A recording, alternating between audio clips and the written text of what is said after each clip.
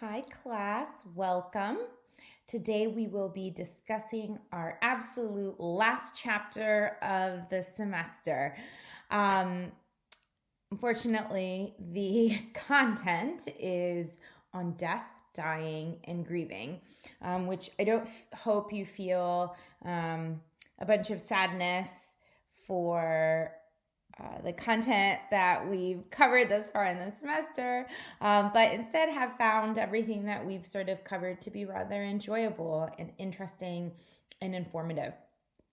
All right, so without too much further ado, let's go ahead and get started with, again, our absolute last chapter of the semester.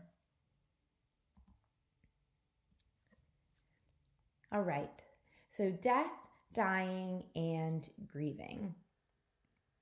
So, why are we focusing on this chapter? Well, when we first went all the way back to the beginning of the semester, we talked about the, why we are studying developmental psychology from a lifespan perspective. And so here we talk about the idea of us being born. We spent a lot of time talking about kind of what happens to us in terms of our development at the beginning parts of our life. But remember, lifespan development is from birth until death. And so really to give us a good full picture of this class, of this material, we really need to have some sort of conclusion. And so that's why we have our death, dying, and grieving chapter. And that's what comes last in this semester. So I think it's important to start out by saying that every single culture has a death system. And within that, there's lots of different cultural variation. So kind of what is part of that death system, if we were to talk about it in that way? Well, there's a number of different components that comprise the death system in any culture. And so this includes people, right? So, who's involved, because it's death, and at some point in time, every one of us is going to die. It is inevitable. We have some part in it, whether that be through people that we know or going through the experience ourselves. Another part of the death system is places or context. So where does that death happen? Hospitals, funeral homes, cemeteries, hospices, etc. We have time, right? So death involves times or occasions, Memorial Day in the United States or Day of the Dead in Mexico. Objects, so things we associate with death, caskets, black clothing, and then symbols, right? So maybe, for example, skull and crossbones, giving someone their last rites. All of this would be sort of the symbols associated with that death context. So while we do have cultural variation of the death system, almost all societies have religious beliefs about death and what will happen. In fact, in a lot of societies, death is not actually viewed as the end of existence, but maybe the end of existence in kind of like a physical sense, or maybe the biological sense, right? But not in terms of, say, like a spiritual body, right? We go on, we're going to continue. I'll see you on the other side of the rainbow bridge, right? Something like that. We also have different variations in attitudes towards death. In some cultures, there is reincarnation, right? So that perhaps that soul continues to live on. In the United States, however, we tend to be what we call death avoiders. We really like to avoid death almost at all costs. And this is, from making people look like they're simply just sleeping whenever they're presented in a casket. our focus on a youth-oriented culture and the use of skincare products and, cosmetic surgeries to make us appear and look younger. And so kind of all of these sort of things are a part of that cultural context associated with death. But one thing that has changed is that in order to determine whether somebody is dead or not has actually become increasingly more complicated. I know what you're thinking. Come on, Dr. E. How is that possible? You're either alive or you're dead. And that is true, right? But with modern medical advances, we can keep people alive that might otherwise be, say, brain dead. We're going to talk about that in just a second. And so, when do we determine when that death has occurred? Our life expectancy has increased. That's not without a cost. If you take adulthood and aging with me, we really address this. What does that quality of life look like when we get to the back end of our life, right? I kind of talk about this, that as a society, we are... we don't want, say, our pets to suffer. And so if we know that our pet is suffering, that we, might put that dog or cat or whatever pet it is to sleep. And,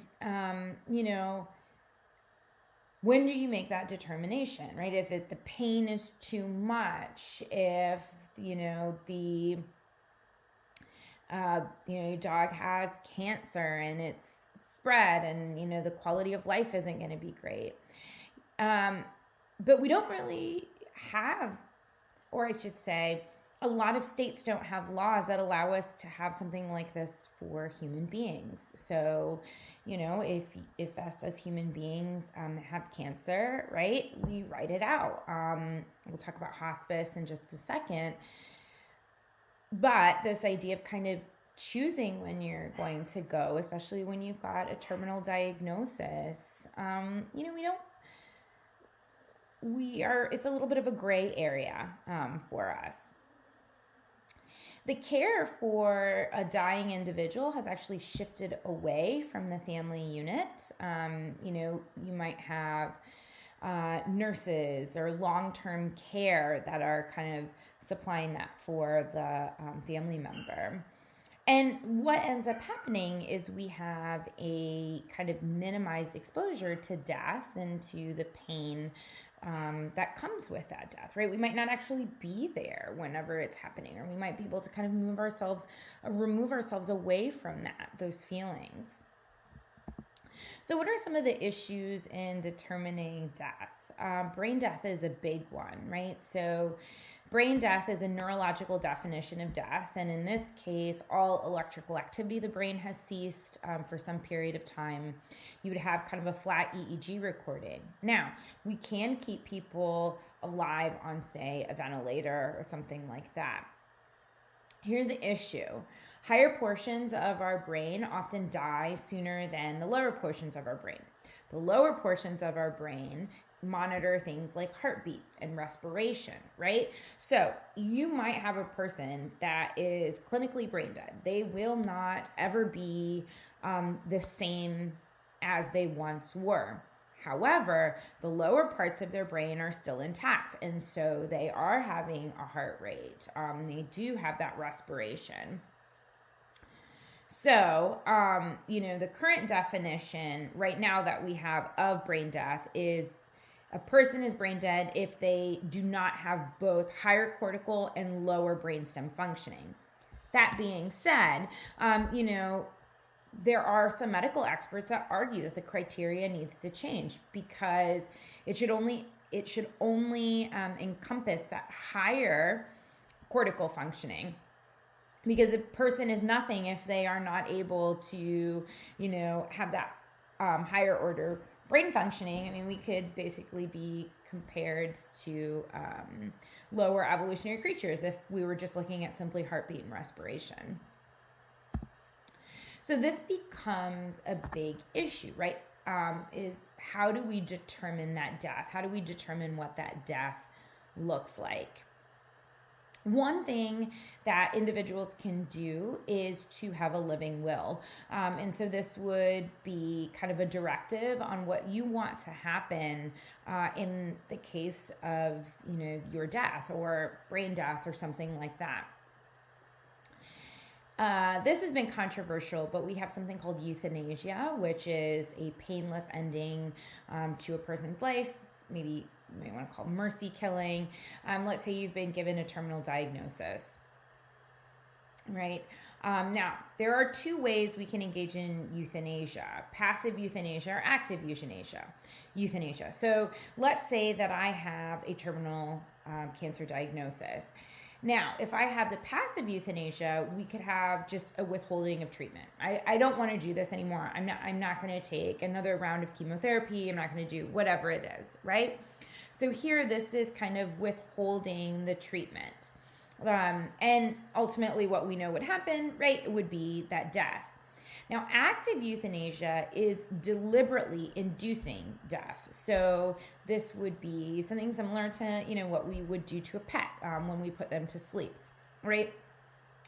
And in many states in the United States, active euthanasia is illegal. There are some states that have allowed for it, particularly, and this only is to occur whenever it's a terminal diagnosis, right? So hopefully we can kind of chat about this a little bit more. I would love to have conversations with you. It's a tricky subject. What we do know, though, so we've got a lot of unknowns about kind of the end of life, but what we do know is we need to provide better care for people who are dying. Death in the United States, in particular, is oftentimes lonely. It's prolonged. It's painful. And so we really need to make a plan for a good death. But the problem is we're death avoiders in the United States who don't really do that. This kind of idea of when do you create a will? When do you create a living will, right?